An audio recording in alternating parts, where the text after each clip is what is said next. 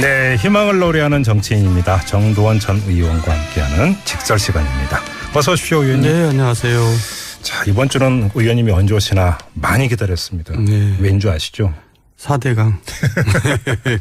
자, 문재인 대통령이 4대강에 대한 이제 정책 감사를 지시를 했습니다. 뭐 네. 이런저런 이야기가 나오고 있는데 뭐 이게 옳으냐 그러냐라고는 이 입장을 여쭤보기 전에 저는 오늘 의원님께 좀 히스토리를 좀 여쭤보려고. 이 4대강 사업 결정 과정 잘 알고 계시죠? 네, 그렇죠. 어떻게 해서 이게 그 결정이 된 겁니까?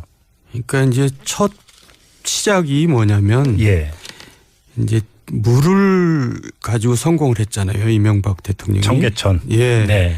그러니까 이제 또 한 번 더 크게 이제 물을 가지고 이제 시도를 한 겁니다. 한반도 대우나. 네.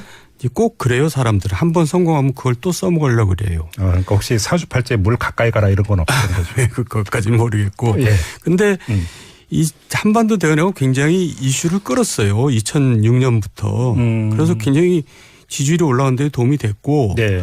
그러다가 이제 이게 언제부터 망가지기 시작했냐면 경선하면서 한나라당 안에서 이제 처음에 이거를 뭐 독국물을 강물에 빠뜨리면 어떻게 되냐라고 이제 저 기억나요. 고춧가루를 뿌린 사람이 홍준표입니다. 아, 그랬나요? 네. 예. 그리고 이제 박근혜 측에서도 굉장히 비판을 많이 했고요. 예. 그러면서 이제 대응을 사실 잘 못했어요. 그래서 이제 이게 굉장히 이미지가 훼손됐는데 그래도 이명박 대통령은 여기에 대한 확신을 가지고 있어요. 이 치수 사업으로서 반드시 대한민국을 새롭게 바꿔야 된다는. 그러니까 처음에는 분명히 대운하였던 거죠. 그러니까. 예, 한반도 대운하였어요. 예. 그래서 이제 인수위 과정에서도 한반도 대운하 준비를 이제 그 전부터 쭉 해왔고 아주 마무리까지 했지요. 예. 그러다가 이제 소위 광우병 사태가 터지면서 그 당시 촛불 시위가 생기면서 2008년 이제 한반도 대운하가 이제 위기를 맞게 되는 겁니다. 그때 촛불 시위 현장에서 대운하에 대한 비판 이야기도 엄청 나왔었어요. 그러니까 거기에 묻어가지고 대운하 자체가 이제 막 이미지가 이제 굉장히 훼손이 됐죠. 오해가 쌓이고. 그래서 이제 제가 판단해도 도저히 대운하는 밀고 갈 수가 없을 것 같아요. 그래서 이제 제가 그 당시에 저녁에 이제 몇몇 의원들하고 대통령하고 만났는데 그 자리에서 제가 이제 건의를 했어요. 대운하는 도저히 이거는 불가능한 것 같다. 그러니 4대강 살리기로 방향을 바꿉시다. 좀 축소해서.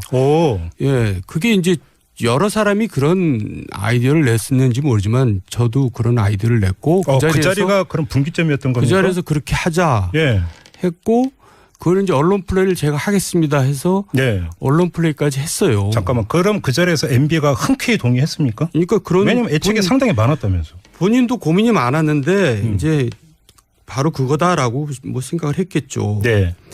양보를 한 거죠, 저 본인으로서는. 근데 사실 저는 4대강 살리기를 지금도 잘했다고 생각한 사람입니다. 제가 이명박 정부에서 굉장히 비판적인 입장이었고 이명박 정부에서 고초를 많이 겪었는데도 불구하고 제가 이제 비호할 의사는 전혀 없고요.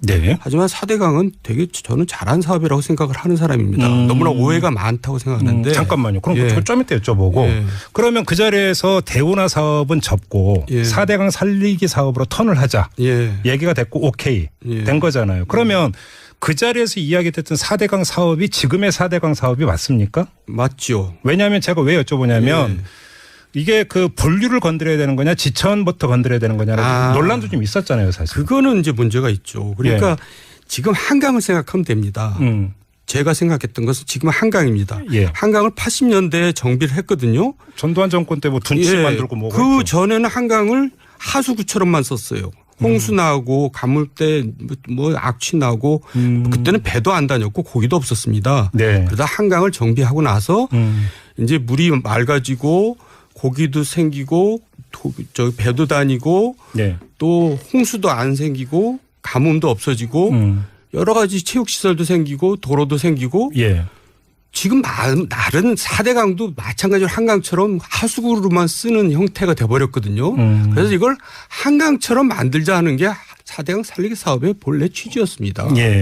그런데 그것을 이제 너무나 한꺼번에 네 가지를 임기 내에 다 하려다 보니까 순서가 지금 지적한 것처럼 지천부터 정비를 한 다음에 본류를 했어야 되는데 한강은 지금 왜 물이 맑고 녹조가 없냐면 지천들이 다 정비가 된 상태거든요. 바로 그게 핵심이죠. 그러니까 오염물질이 유입이 안 된단 말이에요. 그러면 의원님께서 그 식사 자리에서 4대강 살립으로 돕시다 할 때 그 의원님의 구상은 지천부터 살리자 이 구상이었던 겁니다. 그런 구체적인 얘기는 하지는 않았죠. 근데 그건 너무나 당연한 얘기니까요. 그래서 지금도 영산강부터 했었으면은 별 문제가 없었을 것이다 저는 그렇게 생각을 해요. 왜냐하면 그 당시 또 전라남도 도지사가 공약사항이었어요. 그리고 그걸 해달라고 했고 그래서 영산강부터 지천부터 정비하면서 영산강을 정비했으면은 굉장히 이제 한강처럼 됐거든요. 그러면 나머지 강들도 우리도 해달라고 서로 했을 텐데 이걸 이제 그게 업적주의죠. 성과주의죠. 임기 내에 다 해버리려고. 임기 내 단인제니까. 그러다가 이제 무리하게 이제 한꺼번에 추진하면서 돈도 많이 들어가고 지천 정비도 못하고 그렇죠. 하면서 이제 환경 문제가 이제 생긴 겁니다. 바로 그건데요. 여기서 그러니까 지금 녹조라떼 이른바 일명 녹조라떼 날이 그러니까 더워지면 항상 지금 계속 나타나고 있는 건데 전문가들이 이야기하는 것이 그것이 오염물질이 지천이나 이런 걸 통해서 지금 본류로 유입이 되면서 나타나는 현상이다. 그러니까 4대강 살리기 사업 여러 가지로 지적이 되지만 핵심은 지천은 안 건드리고 본류만 건드린다고 그게 되는 문제가 아니었는데 그렇게 간 거 아니냐 이 지적이잖아요. 그러니까 제 얘기는 왜 녹조가 생기느냐. 볼을 만들어 생긴 건 아니고 오염물질이 유입이 되기 때문에 생긴 겁니다. 본질적으로는. 그러니까 이제 오염물질을 유입이 안 되게 하는 것이 지금 할 일이지 볼을 때려 부실 일이 아니라는 거죠. 왜냐하면 볼을 만들어서 이제 여러 가지 홍수 피해도 없어지고 가뭄도 우리가 피해도 없어지는 게 사실이거든요. 그게 박근혜 정부에서 얼마나 많이 뒤졌습니까? 2번이나 감사를 하고 또 1년 동안 평가위원회를 만들어서 92명이 240회 현장 조사를 하면서 1년 동안 활동한 끝에 평가 보고서가 2,500쪽인데 일부 부작용도 있지만 홍수와 가뭄 대비 면에서 일정 부분 성과를 거뒀다는 게 최종 결론입니다. 그래서 제 얘기는 이걸 다시 또 4번째 감사를 하든 평가를 하든 똑같은 결론이 나오고 소득이 없을 거란 얘기죠. 그래서 이거는 잘못 시작을 한 거라고 저는 느낌이 들어요. 그렇게 보시는 거군요. 별 소득이 없습니다. 그래서 그거는 저기 김종비 씨하고 저하고 내기를 해도 됩니다. 무슨 내기요? 소득이 있을 거라고 생각하세요? 그 감사 결과가 언제쯤 나오죠? 이게 당장 1년이든 10년이든 이게 이제 그 즉석 복권식 내기냐 아니면 오래 걸리는 거냐에 얘기가 달라지니까. 아니 뭐 두 가지 다 좋고요. 조건은 저한테 불리하게 해도 됩니다. 그러면 의원님께서 보시기에는 박근혜 정권에서 그러니까 이명박 정권 때 감사는 그렇다 치더라도 박근혜 정권 때 이루어졌던 감사는 제대로 된 감사다 이렇게 보시는 거잖아요. 박근혜 정부가 이명박 정부를 사실 지금보다 더 싫어했습니다. 사람들이 그거를 잘 모르는데요. 그래서 오죽하면 2번까지 감사를 했고 또 검찰을 동원해서 이 잡듯이 뒤졌어요. 털었다? 속칭. 그래서 문제가 없어서 문제가 안 나왔을 수도 있지만 문제가 있었어도 그걸 발견을 못하는 거죠. 뭐 교묘한 방법으로 그걸 감췄든지 어쨌든지 하는 간에 그런다고 이제 세월이 한참 지난 다음에 그걸 다시 한다고 그게 나오겠어요. 그러니까 박근혜 정부에서 이걸 봐줬다는 게 아닌 거죠. 알겠습니다. 의원님께서는 이제 큰 틀에서는 4대강 사업의 정당성을 지금 강조를 하시니까 저는 그러면 반론적 차원에서 몇 가지 질문을 좀 드려볼게요. 한 가지는 또 이제 그 정책 결정 히스토리는 지금 잠깐 말씀을 하셨는데 또 집행 과정에서 이른바 담합 얘기가 계속 나오지 않았습니까? 그 담합 그래서 이제 그거는 처벌을 받았죠. 건설사들이. 그건 분명히 문제가 있었던 거고. 또 하나 좀 궁금한 게 하나 더 있는데. 말씀하세요. 좀 이게 격가지긴 하지만 좀 궁금해서 여쭤보는 건데 로봇 물고기 발성은 어떻게 나왔던 거예요? 그것도 이제 좀 해프닝으로 끝났고 좀 개그 수준으로 끝났잖아요. 그래서 여쭤보는 거예요.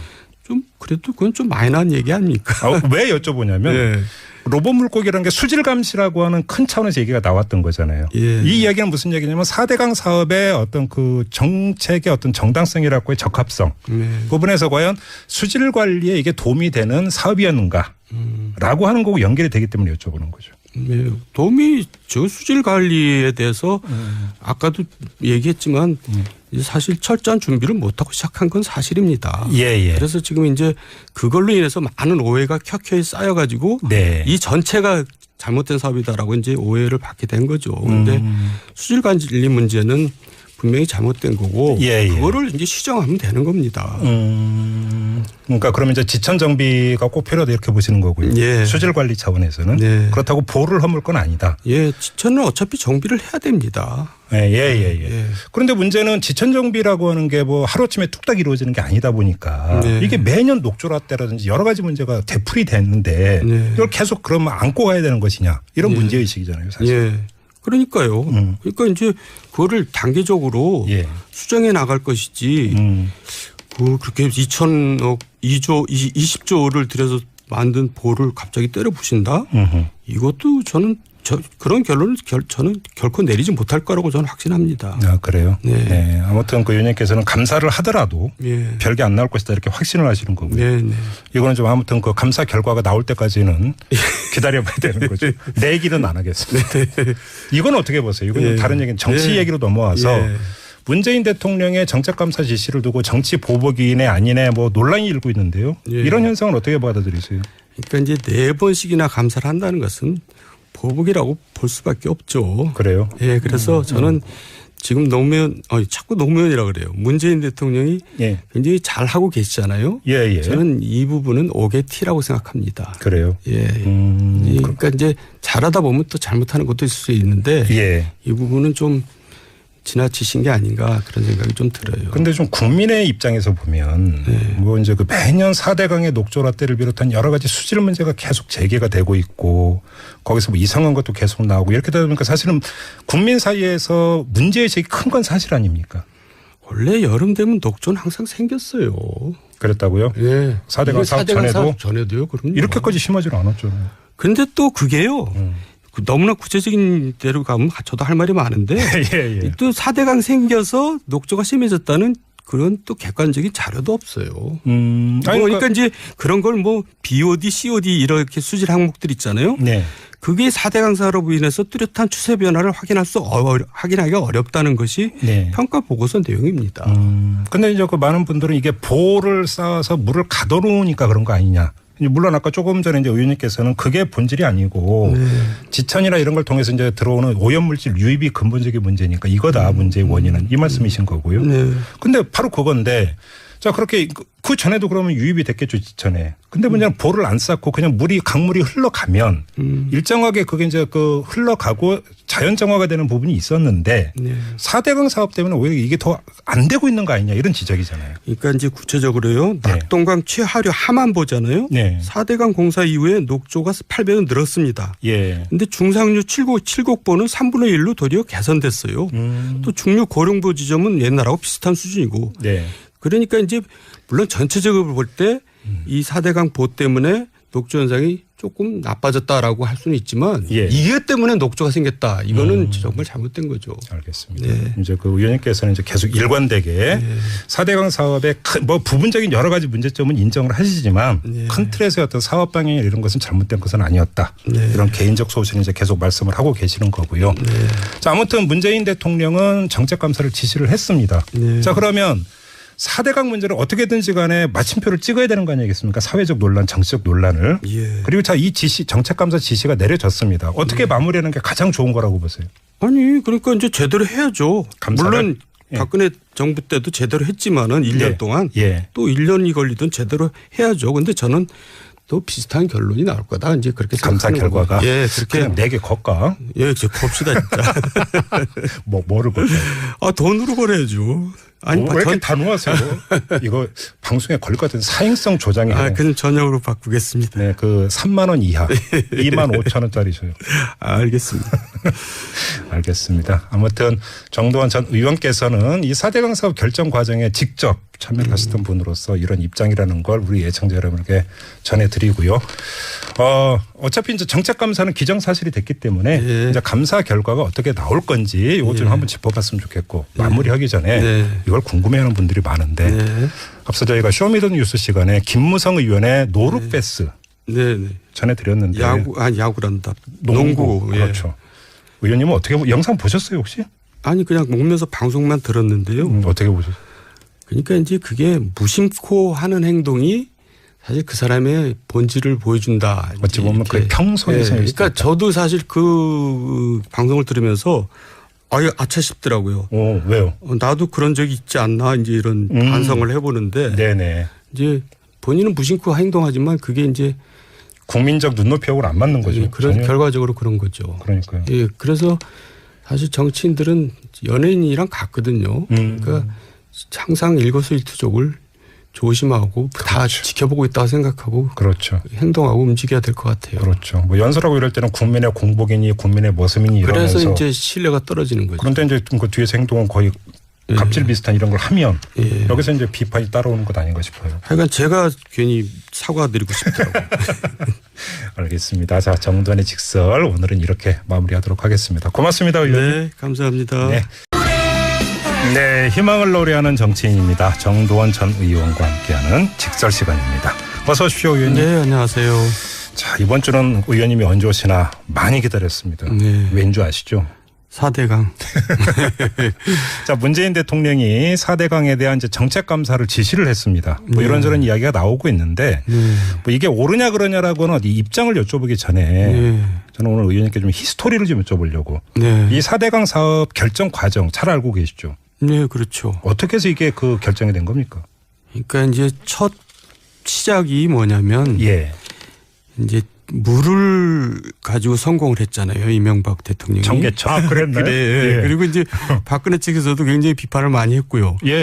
그러면서 이제 대응을 사실 잘 못했어요. 그래서 이제 이게 굉장히 이미지가 훼손됐는데 그래도 이명박 대통령은 여기에 대한 확신을 가지고 있어요. 이 치수 사업으로서 반드시 대한민국을 새롭게 바꿔야 된다는. 그러니까 처음에는 분명히 대운하였던 거죠. 그러니까. 한반도 대운하였어요. 그래서 이제 인수위 과정에서도 한반도 대운하 준비를 이제 그 전부터 쭉 해왔고 아주 마무리까지 했죠.